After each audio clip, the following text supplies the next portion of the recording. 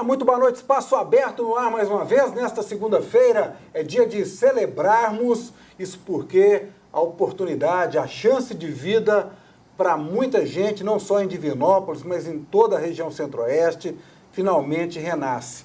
Quem estava hoje pela manhã nas ruas de Divinópolis pôde ver uma grande festa, a chegada de um novo equipamento para o nosso Hospital do Câncer, que vem trazer alento, esperança às pessoas que a gente sabe que dependem tanto deste hospital, desses equipamentos, e a gente tem o maior prazer e satisfação de estar recebendo, nesse espaço aberto desta segunda-feira, a presença do deputado federal Jaime Martins.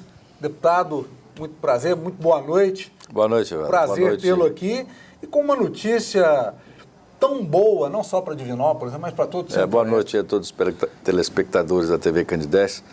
Grande prazer, Evandro, estar aqui com você. Obrigado pelo convite mais uma vez.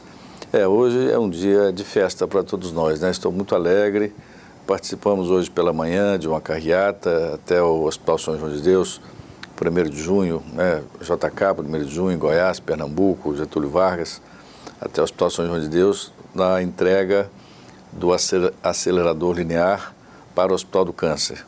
Esse equipamento vinha sendo demandado já há alguns anos. Nós colocamos uma emenda parlamentar para a aquisição desse equipamento. Tivemos aí muitos percalços, né? Desde falta de certidão do Hospital São João de Deus, passando por dificuldades porque houve uma defasagem cambial ao longo desse tempo. Depois havia, em função da falta de certidão, a própria Receita queria taxar esse equipamento com impostos muito altos, que foi necessário uma demanda judicial, um pedido de uma liminar no sentido de isentar esses tributos. Enfim, muitos percalços, mas finalmente esse equipamento chegou. Essa parceria nossa com o Hospital São João de Deus e, sobretudo, com a Com, né? A Com foi determinante, foi muito importante para que esse equipamento pudesse ser adquirido, complementou uma parte dos recursos necessários para a aquisição do equipamento. E o equipamento chega, eu acho, em boa hora, né? Já precisava ter chegado há mais tempo, mas chega no momento em que esse outro equipamento, que já tem 15 anos, né, que ele está instalado e funcionando, eu tive a alegria de, há 15 anos atrás, poder estar entregando o primeiro acelerador linear. Vi aqui com o ministro da Saúde na época, né, inauguramos esse acelerador linear e Divinópolis passou a ter um tratamento oncológico de radioterapia de primeiro mundo. Sim. Era então o melhor equipamento que existia no mundo. Naturalmente, nós temos uma equipe médica de ponta, não é? Os medicamentos podem ser comprados, importados, e, portanto, esse equipamento, durante bastante tempo, foi um equipamento de ponta.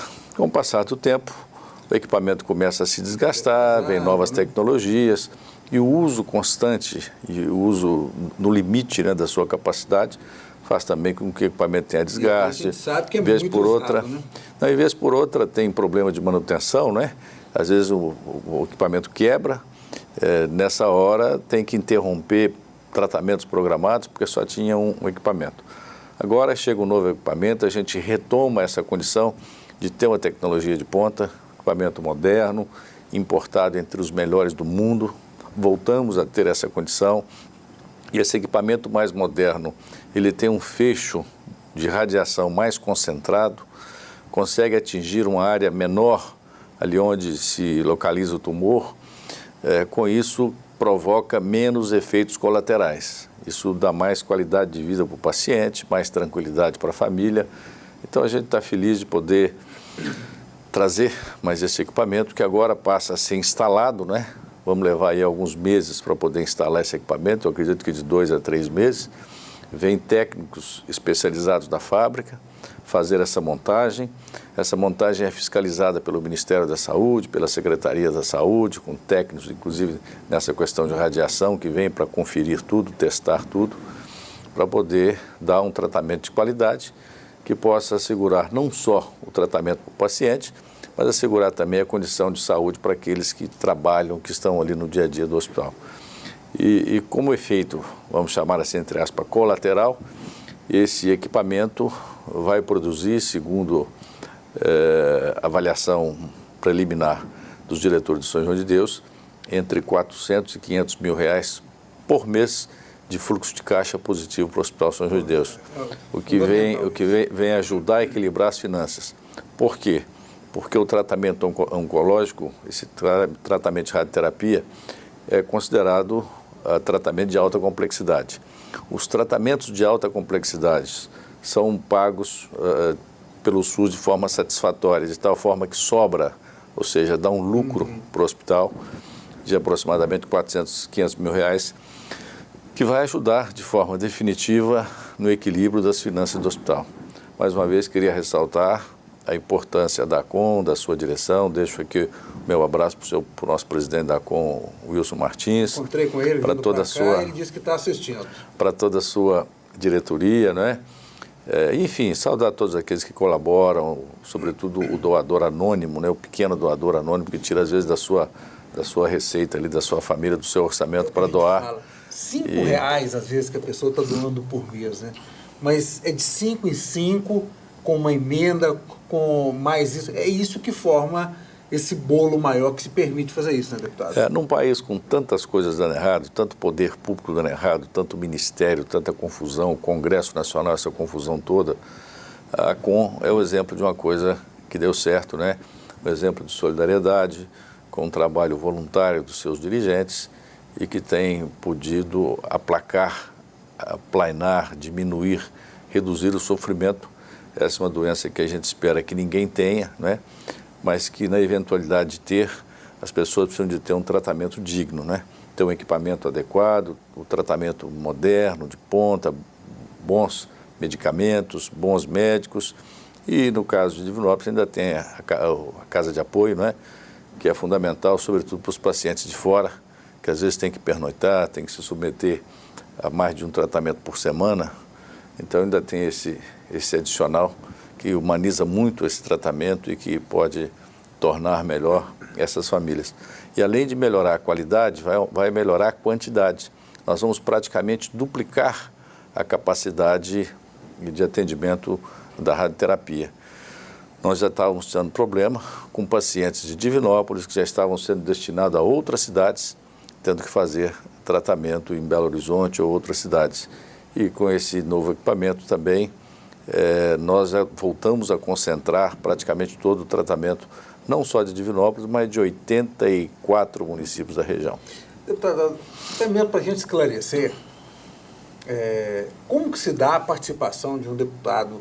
Só viu o equipamento chegando hoje, o equipamento chegou, foi comprado, mas como que é a participação do senhor como deputado na aquisição desse equipamento? O senhor tem direito a uma emenda? O senhor destinou esse dinheiro do seu mandato para a compra do equipamento? Funciona desta maneira? Na verdade, nós, deputados federais, temos a prerrogativa de apresentar emendas ao orçamento. O orçamento é uma peça, é uma lei, né? É chamada lei orçamentária. Ela é apresentada pelo Poder Executivo ao Congresso Nacional sempre no mês de agosto. E entre agosto e dezembro, a gente tramita com esse projeto de lei e, normalmente, no final de dezembro, a gente o aprova. Ao longo dessa tramitação, nos é dada a possibilidade e prerrogativa de apresentar emendas. Hoje, algo em torno de 15 milhões de reais que a gente pode apresentar para atender municípios, geralmente da nossa região, da nossa base eleitoral. Você pode atender hospitais, você pode atender construção de hospitais, construção de postos de saúde, quadras esportivas, pode atender asfalto, pode atender calçamento. Então, você tem que gerenciar. Naturalmente, a demanda é sempre muito maior do que a possibilidade de recurso. E desses recursos, eu tirei 2 milhões para a aquisição desse equipamento. Isso já vinha tramitando há algum tempo, né? Na verdade, já tem mais de 3 anos que esse dinheiro estava destinado e, finalmente, chegou o dia. Nós temos ainda vários compromissos com a saúde em Divinópolis. Já me comprometi com a própria ACOM em colocar recursos para a aquisição de um mamógrafo, que esse mamógrafo vem para a criação, né? É o principal equipamento do chamado Instituto da Mulher. O Instituto da Mulher visa, sobretudo, o tratamento do câncer feminino, mas, sobretudo, a prevenção, né? Um trabalho de prevenção, um trabalho de diagnóstico precoce. O mamógrafo permite que o diagnóstico seja feito na fase inicial. Quando o diagnóstico é feito no início, a cura, o percentual de cura é muito alto. o sofrimento para o paciente é muito menor. Então, quanto mais rápido se fizer esse diagnóstico, tanto melhor. Então, nós estamos apoiando essa ideia do Instituto da Mulher, já nos comprometemos em colocar um aporte financeiro e eu tenho colocado todo ano recursos para o Hospital São João de Deus. Ainda agora, nós vamos estar inaugurando nos próximos dias também um tomógrafo, que é um recurso meu que já estava dentro do hospital há bastante tempo. O tomógrafo já estava adquirido e agora, com o apoio da ACOM, esse tomógrafo está sendo colocado em funcionamento. O resultado é que o diagnóstico de câncer também poderá ser feito de forma mais adequada, mais ágil, mais rápido. E no caso do tomógrafo, não só o diagnóstico de câncer, né? Uma série de doenças você pode diagnosticar com o tomógrafo. Então, esses repasses de recursos são que ajudam essas instituições, as instituições da nossa região, da nossa cidade e da nossa região. Ajudo muito o Hospital São João de Deus, sou sempre um parceiro, procuro sempre estar junto. A Santa Casa de Formiga, estamos colaborando na construção do Hospital Público de Nova Serrana, porque se você não esvazia essa demanda com atendimento nessas cidades, sobretudo essas cidades maiores da região, o resultado é que tudo isso vem sobrecarregar o sistema em Divinópolis. Então temos que cuidar dos nossos hospitais, melhorá-lo, mas procurar também descentralizar um pouco para o tratamento ficar um pouco mais humanizado, né? Então Nova Serrana tem esse projeto da construção do seu hospital público, nós estamos incentivando, estimulando, já colocamos recursos lá, o prefeito, cerca de 10 milhões de reais para ele iniciar as obras. A Santa Casa de Formiga também sempre conta com o nosso apoio, no sentido da gente ter, Divinópolis e a região como um todo, uma condição de atendimento de saúde mais humanizada, mais adequada, porque eu acho que isso é importante, né? Somado à nossa Universidade Federal de São João del Rei, que tem 4 cursos na área médica e que já começa a formar os seus alunos, né? Já formando a sua primeira turma de médicos, formando a sua primeira turma de fisioterapeutas, de enfermeiros, de biomedicina, esses profissionais certamente vão ajudar a formar uma massa crítica de profissionais da saúde na nossa região, que são os médicos que vão estar atendendo, que vão estar fazendo a prevenção, que vão estar cuidando de saúde pública, né, de saúde preventiva. Então, acho que é um cenário que começa a gente enxergar no fim do túnel, a luz no fim do túnel, né? Sabemos que a questão da saúde é sempre muito grave. Eu pergunto, Hospital São João de Deus, existe um temor, claro, de boa parte dos moradores de todo o Centro-Oeste, né? Em relação ao o Hospital São João de Deus hoje vive uma intervenção, mas não uma intervenção nos moldes jurídicos formais em que o juiz decreta a intervenção. Muito mais parecido com um TAC, um termo de ajuste de conduta. O Ministério Público de Divinópolis, né, o promotor, o curador das fundações e o curador da saúde, os 2 procuradores acharam por bem procurar a Irmandade que administra São João de Deus e propuseram, enfim, trazer uma equipe de profissionais para poder cuidar desse processo de intervenção.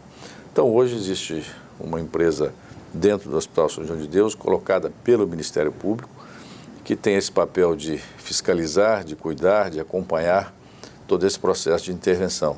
Sabemos que passa por uma situação difícil, a saúde no país é deficitária, aquilo que o SUS paga por um procedimento de média complexidade, por um procedimento de UTI, é muito aquém do valor que deveria pagar. Portanto, trabalha no vermelho. Portanto, essa gestão hospitalar, você precisa compreendê-la e criar mecanismo que você possa suprir mensalmente esse déficit que ocorre. Uma das formas de financiá-lo são os serviços de alta complexidade, como a oncologia. A oncologia dá lucro. Então o lucro que o Hospital do Câncer dá vai certamente ajudar a cobrir o prejuízo que o CTI dá. Então, com isso, no fim do mês, você tem um equilíbrio. Hemodiálise, hemodinâmica, são setores que dão lucro para o hospital. Então, você precisa gerir no sentido de equilibrar. O São João de Deus, durante um período, resolveu fazer um processo de expansão, tomando recursos a banco no mercado. E não conseguiu concluir o processo enfim, da sua expansão. Aquilo ficou ali bem no meio do caminho. Mas a dívida com o banco não. A dívida com o banco venceu e começou a ser cobrada. Nós tentamos amenizar, conseguimos inicialmente um financiamento para o Hospital São João de Deus de 45 milhões de reais com a Caixa. Foi o primeiro financiamento no Brasil nesses moldes para atender essa emergência de São João de Deus, reduzindo significativamente a taxa de juros e alongando o prazo de financiamento. Estamos, de novo, tentando ajudar o Hospital São João de Deus, mais uma vez, dentro da Caixa Econômica Federal, a mudar o perfil dessa dívida, alongando ainda mais. Era 60 meses, levamos para 84 meses. Taxa era 1,6, 1,8, veio para 1,2. Nós estamos tentando levar para 120 meses e reduzindo ainda mais a taxa de juros para algo em torno de 1%, 0,9%, porque a partir daí você passa a ter uma redução sensível no desembolso mensal para o pagamento da dívida. Dá fôlego, e né? Com isso, nós vamos talvez conseguir reduzir o que era 1 milhão, 200 milhões e 300, nós reduzimos para 700, 800. Com esse novo modelo de financiamento, vamos reduzir para 400 mil. Aí o próprio Hospital do Câncer, esse equipamento que chegou, paga a prestação da dívida. Ou seja, a gente está tentando ajudar, fazer da nossa parte. Não faz muitos dias, nós estivemos aqui, há cerca de 10 dias atrás, com a secretária de Saúde do Estado, a secretária adjunta, a doutora Alzira, esteve no hospital, visitou todas as instalações do hospital, fez uma reunião longa com a administração, com o secretário de saúde, enfim, com todos os atores aqui que cuidam da saúde na região, exatamente discutindo a situação do São João. Deu alguns puxões de orelha, né? Não compreendeu bem a razão da unidade 2, se havia parte do hospital na unidade 1 que estava ociosa, propôs algumas sugestões. Enfim, a gente espera que o Estado também compareça ajudando, pagando em dia aquelas propostas que estavam sendo feitas. A gente está cobrando muito do secretário. Já fizemos uma reunião com o Ministério Público, com os interventores em Belo Horizonte, com o secretário. Foi uma reunião que durou quase 3 horas. Portanto, nós estamos no limite das nossas possibilidades no sentido de ajudar o São João de Deus, porque é a grande referência de saúde na nossa região. Nós não podemos admitir ou pensar que possa haver o fechamento, mas sabemos que a situação é difícil. O atraso nos pagamentos com os médicos é bastante grande, existem muitas queixas do corpo clínico, eu recebo diariamente telefonemas, pessoas que pedem para falar comigo para queixar que o pagamento está muito atrasado, que muitas vezes as decisões não estão adequadas, né? A gente faz o que pode, tenta buscar o ponto de equilíbrio, o ponto que é mais justo. A gente quer que os médicos possam estar recebendo um salário justo, e justo não significa nenhum privilégio, nenhum salário excessivo, nem que haja nichos lá dentro, que essa era uma alegação de que havia ali feudos em que os salários e os ganhos eram exagerados. Desproporcional do restante. Então, não achamos adequado e não podemos permitir que haja ganhos desproporcionais, ganhos muito altos em relação àquilo que a ética da saúde determina. Então, o médico é sempre alguém que vai ser bem remunerado, porque é uma profissão difícil, demanda estudar muitos anos, demanda muito investimento durante o curso. Então, queremos que o médico receba um salário justo e, na medida do possível, receba em dia para ele. Sabemos que o médico também tem os seus compromissos, as suas prestações, sua família para cuidar, não é? Então, isso é que a gente está tentando. Espero que em algum tempo a gente possa ter esse hospital equilibrado. Não nos passa pela cabeça que possa haver outra solução para o hospital que não seja alcançar essa condição de equilíbrio financeiro. Muito bem. Todo esse empenho já é uma grande notícia importante, deputado. A gente vai para um rápido intervalo, na volta vamos voltar com assuntos aí de Brasília, de futebol, claro, vou perguntar sobre futebol, tudo isso no próximo bloco. Brasília, as coisas estão quentes. Muito bem, um instante só, a gente volta.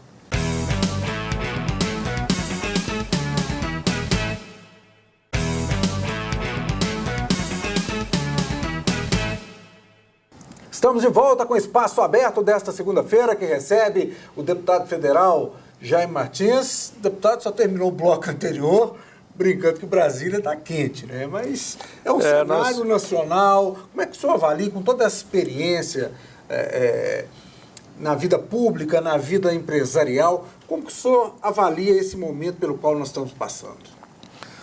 Olha, eu procuro sempre extrair o lado positivo das coisas, né? Mas vivemos um momento grave, um momento de dificuldades. Nós talvez tenhamos desperdiçado nos últimos anos o momento de fazer as grandes reformas. Foi o tempo das vacas gordas, como se diz.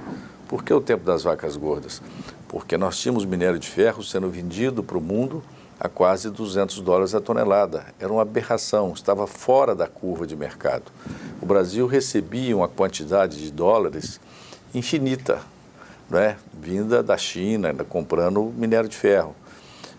E isso fez com que os números da economia brasileira ficassem muito bons, as nossas reservas cambiais ficassem muito altas e nós permitimos que a nossa moeda se valorizasse muito. Achamos que éramos ricos, né?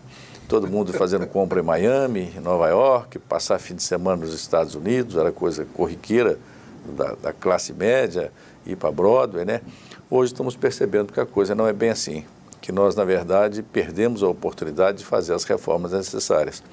Hoje, a população clama por uma reforma política. Esse modelo político que está hoje no Brasil não pode permanecer. Esse modelo de financiamento de campanha, e aí não quero falar do PT ou de qualquer outro partido, do PSDB, porque o modelo é muito semelhante. Quem financiou as campanhas do PT, campanha presidencial, que muita gente que estava na Lava Jato, que foram os grandes financiadores do PT, são os mesmos financiadores que estão no PSDB. São os mesmos que financiaram as campanhas do PSDB, basicamente pelas mesmas razões. Acesso a obras públicas em São Paulo, acesso a obras públicas em Minas Gerais, acesso a obras públicas onde o PT administra, onde o PSDB administra. Então, o modelo precisa ser modificado. As campanhas políticas estão absurdamente caras, né? Mas esse modelo tem que mudar. E o Brasil cobra isso, está indo para as ruas. Eu fico feliz em ver as manifestações e ver essa capacidade que o brasileiro está tendo de ir se manifestar, demonstrar a sua opinião e conseguindo fazer isso de forma ordeira, sem agressão, sem quebra-quebra, porque demonstra, na verdade, um desejo de mudança, não é? Então, eu aplaudo as manifestações, acho que o brasileiro precisa cada vez participar mais da vida política, acompanhar mais de perto as decisões do Congresso Nacional, dos executivos, das prefeituras, das câmaras de vereadores, das assembleias. Acho que essa participação popular é fundamental. E acho que esse puxão de orelha na classe política, ele tem razão de ser, é inadmissível os níveis de corrupção que nós chegamos. Não se liga um jornalismo na TV, não se abre um jornal, ou não se liga no noticiário de rádio em que o assunto predominante não seja corrupção, em níveis e escalas inconcebíveis, né? Então é preciso mudar isso, é preciso dar um basta, é preciso que se descubra a maneira adequada de fazer isso. Eu proponho, talvez, que a gente pudesse ter uma constituinte exclusiva ou uma constituinte revisora exclusiva, em que a gente afastasse grande parte desse mundo político de hoje, que pudesse ir para Brasília, fazer novas leis, fazer uma reforma política adequada, sem estar contaminada pelos grandes interesses econômicos que permeiam os interesses políticos, né? Então, cada partido quer uma reforma para continuar no poder. Sim. Reforma política todo mundo quer fazer, mas a reforma do PT é uma, a do PMDB é outra, a do PSDB é outra. E dos pequenos partidos é outra, dos outros partidos, cada partido, cada um tem a sua reforma política. Por quê? Porque todos querem uma reforma política para se aumentar no poder. O PT quer uma reforma para permanecer eternamente no poder. O PSDB quer uma reforma para que ele possa assumir o poder e ficar ali o maior espaço de tempo possível. Os partidos pequenos querem uma reforma que eles possam crescer e participar mais do processo político. Enquanto isso, aquilo que é verdadeiramente importante, o interesse popular, o interesse do Brasil, o interesse do povo, vai ficando relegado a um distante segundo plano, terceiro plano, enquanto os partidos se degladiam, os políticos se degladiam. Eu vejo isso com muito desencanto, com muita tristeza, de o quanto muitas vezes o interesse público deixa de ser predominante nas decisões dos nossos governantes, inclusive do Congresso ao qual eu faço parte. E diante dessa realidade, o senhor acredita que essa reforma possa realmente sair? A gente está aí às vésperas de novo processo eleitoral. Todo esse fenômeno que ocorreu foi um fenômeno realmente surpreendente, porque há poucas semanas depois de ter vencido as eleições, como venceu a presidente Dilma, não é? Com um percentual, naturalmente, de quem ganha a eleição, ou seja, mais de 50% dos votos válidos, ela teve essa queda vertiginosa, né? Fazendo aquilo que a oposição prometeu fazer, quer dizer, ajuste nas contas públicas, trouxe talvez alguém com um perfil muito próximo do que o seu opositor, o Aécio, prometia fazer, né? É aquilo que todo mundo percebeu que era necessário, fazer o ajuste das contas públicas. Não podemos gastar tanto, não somos tão ricos, não podemos mais ser perdulários e gastar à vontade. Temos que reduzir os números de ministério, reduzir o gasto com a máquina pública, que afinal é um gasto enorme, mas o cidadão não percebe isso no serviço. O cidadão vai a um posto de saúde ou vai a um hospital, ele não percebe um serviço de qualidade. O seu filho vai à escola, ele não percebe aquela escola de qualidade, aquela escola em tempo integral. E gasta-se muito para isso. E gasta-se muito. O cidadão sai às ruas à noite, tem medo, porque ele não sente segurança, ele não se sente seguro. Quer dizer, a máquina de segurança pública do Estado, as prisões não recuperam. Então é uma máquina emperrada, é uma máquina enferrujada, é uma máquina que não funciona. Não funciona e custa muito caro para o bolso do cidadão. Os impostos que nós pagamos são muito altos, né? Vem agora de novo proposta para aumentar impostos. Eu não voto para aumentar imposto mais. Eu não acho que a carga tributária chegou no limite. O que nós temos que resolver é a qualidade do nosso gasto. A qualidade do nosso gasto é muito ruim. Inclusive, o cidadão hoje começa a perceber que não só a qualidade do gasto é ruim, mas que grande parte desse gasto vai para os bolsos de alguém, vai para o roubo, para a corrupção, o que naturalmente é inconcebível, né? Duas irmãs siameses, a corrupção e a ineficiência da máquina pública, quer dizer, a incompetência, fazem com que o dinheiro do contribuinte desapareça.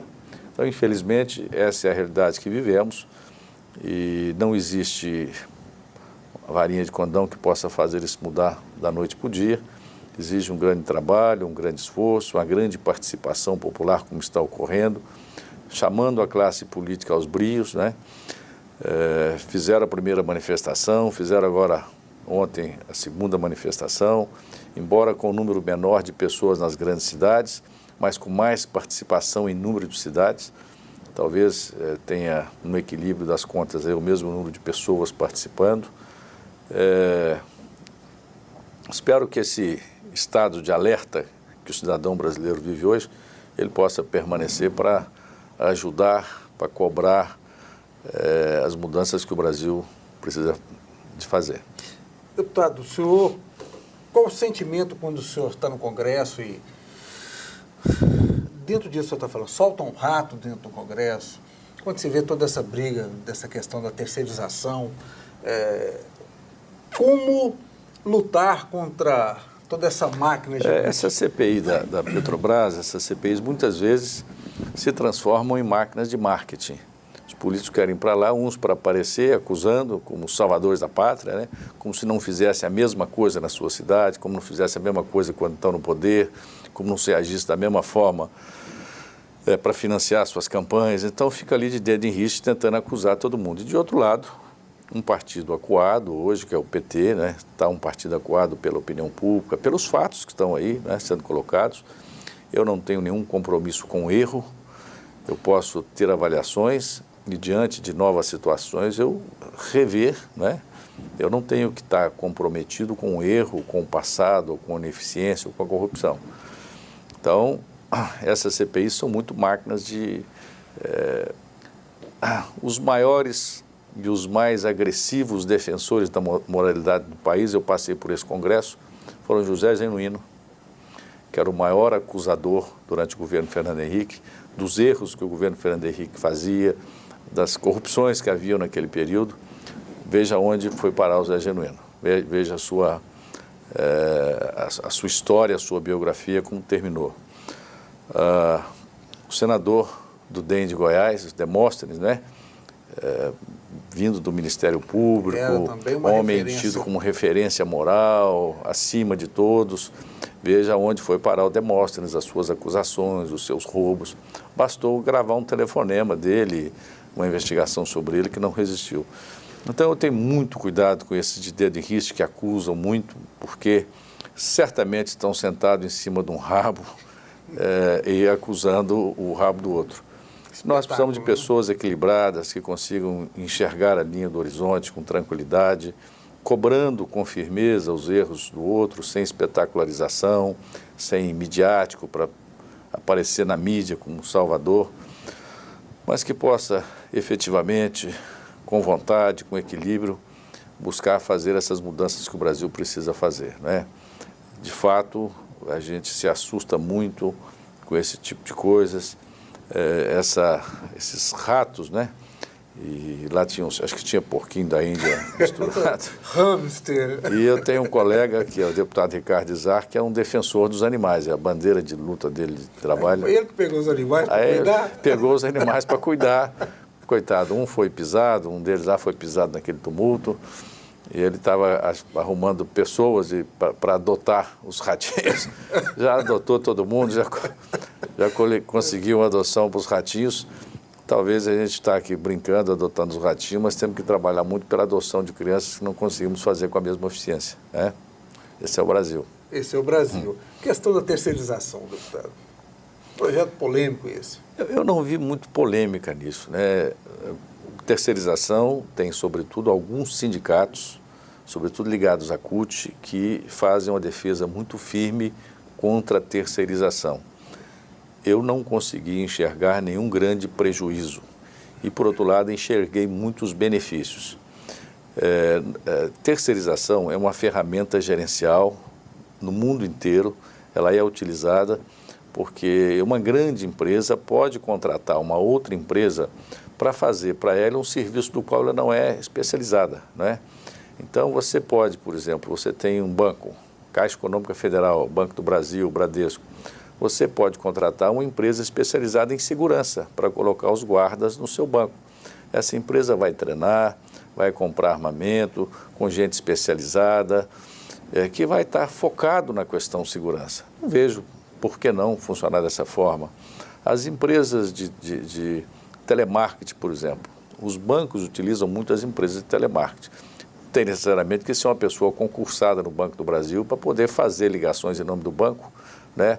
Aquela pessoa pode trabalhar uma semana, 15 dias, depois não trabalhar mais, trabalhar um mês ou dois, pode ser no Natal, quer mandar uma mensagem.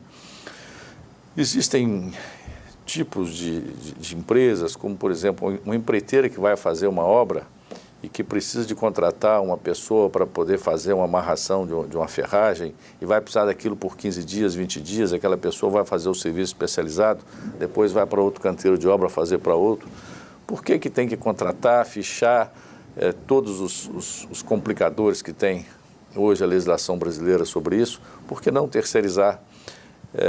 Em Divinópolis, todas as confecções, praticamente, funcionam na ilegalidade.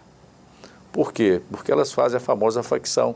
Sim. Você tem a marca, gerencia a marca, você gerencia a venda, você gerencia o estilo da sua roupa e tal.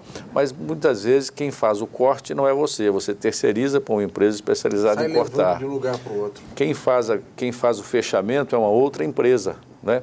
Essas empresas são as chamadas terceirizadas. O que é que existe de errado nisso?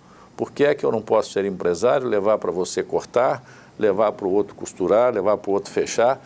Cada um ganha o seu dinheiro e se isso funciona de forma adequada, não vai precarizar a carteira de trabalho, o empregado continua tendo a carteira de trabalho, continua tendo todos os direitos trabalhistas e, ao contrário do que parece precarizar, ele passa a ter o seu empregador como o responsável pelas obrigações trabalhistas e hoje a legislação está estabelecendo que aquele terceirizado que contrata o seu serviço passa a ser um responsável solidário.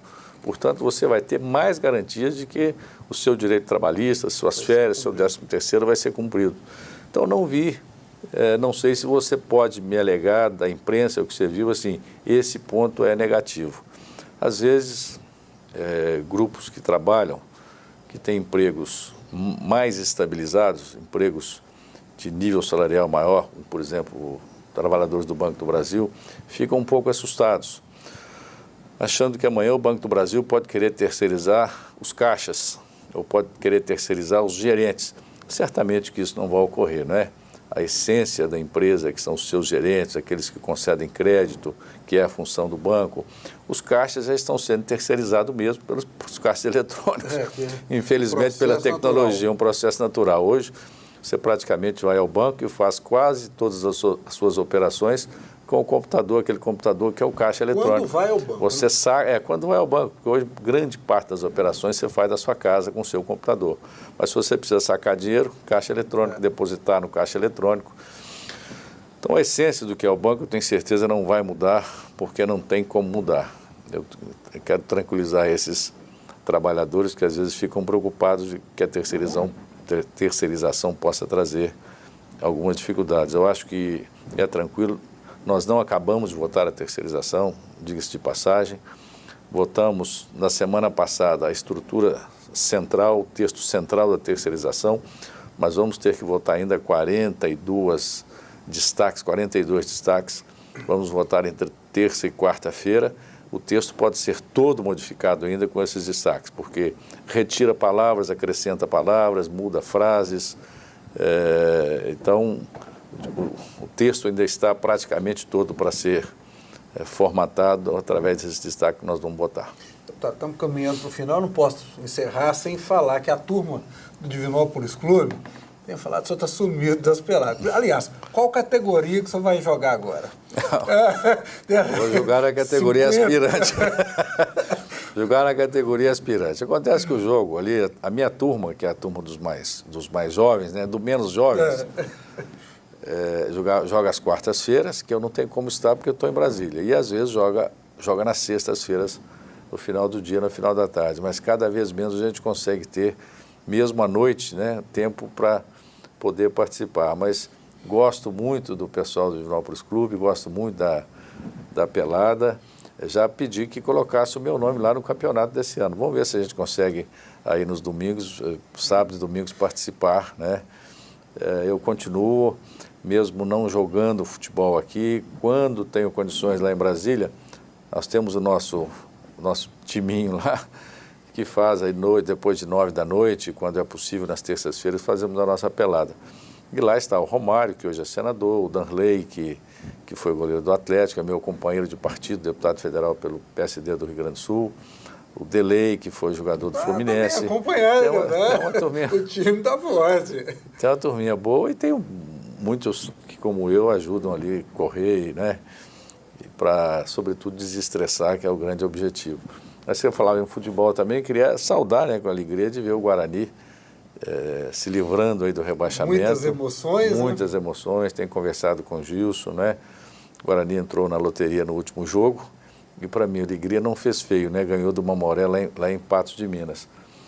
O Guarani quase que mata a gente, né? Pelo segundo ano consecutivo, terceiro ano consecutivo, sempre na última rodada, nos últimos 20 minutos de jogo é que decide e a gente passa 20 minutos ali de muito sofrimento. Sofrendo. O ano passado contra o Tupi, né? E tem um caso até engraçado para a gente encerrar, é que no ano passado, quando o Guarani venceu o Tupi lá em Juiz de Fora, no último jogo, aos 30 e tantos minutos por 1-0, acabou o jogo, eu liguei para o presidente para parabenizá-lo, dizer que estava ouvindo o jogo, emocionado com a vitória do Guarani, né? E ele me contou um lance engraçado, estava meio desesperado na véspera do jogo, e ele tinha sido muito amigo do padre Evaristo. Quando o padre Evaristo em vida, ele deu muita assistência ao padre Evaristo, ele e a esposa dele, o Gilson, né?